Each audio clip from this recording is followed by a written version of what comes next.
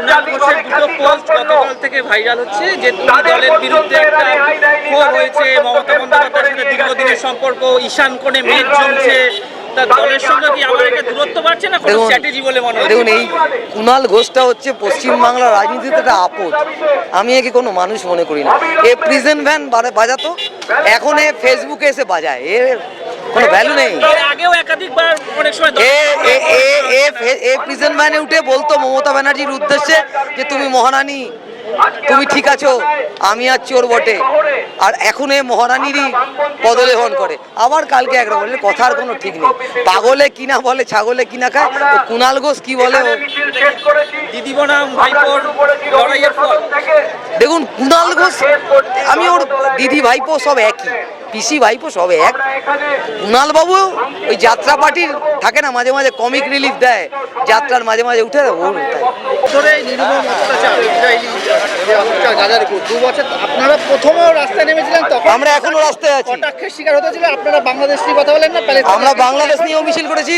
এখন পুরো পৃথিবী জুড়ে প্রতিবাদ। শুনুন, আমরা বাংলাদেশ নিয়েও মিছিল করেছি। আমরা গোটা পৃথিবীতেই মানুষ, যেখানে মানুষ শোষিত, নিপীড়িত, লাঞ্ছিত, বঞ্চিত, তাদের জন্য আমরা মিছিল করেছি। ফলে প্যালেস্তাইনের জন্য মিছিল হয়েছে, বাংলাদেশের জন্য আমরা মিছিল করেছি। এবং আজকে হচ্ছে গোটা পৃথিবী প্যালেস্তাইনের পক্ষে দাঁড়িয়েছে, আমরাও প্যালেস্তাইনের পক্ষে। আপনারা প্রথম দিকে যখন শুরু করেছিলেন আপনাদের অতটা কটাক্ষের শিকার, কিন্তু এখন বিশ্বজুড়ে প্যালেস্তাইনের পাশে কটাক্ষ তো কিছু লোক করবেই, কিন্তু আমরা তো কটাক্ষে কান দিলে হবে না।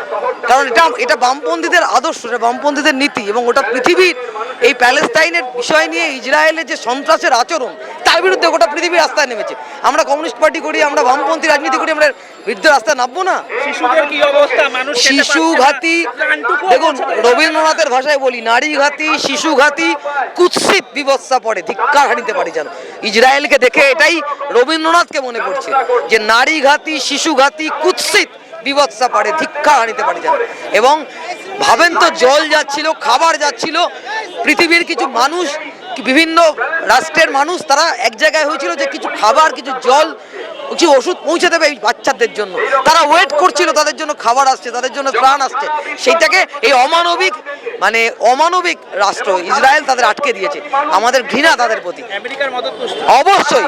এবং আমি দেখেছেন তো রাষ্ট্রসংঘে কি হয়েছে, আমেরিকা একা থেকেও নেতানিয়াহুকে গার্ড করতে পারেনি, বিভিন্ন দেশের রাষ্ট্রপ্রধানরা নেতানিয়াহুকে বয়কট করেছে। এই অপমানের পর নেতানিয়াহুর শিক্ষা হচ্ছে না, শিক্ষা হচ্ছে না তো, শিক্ষা হচ্ছে না। তারপরও মানুষ লড়ছে, এবং আমরা বিশ্বাস করি প্যালেস্তাইন মুক্ত হবেই।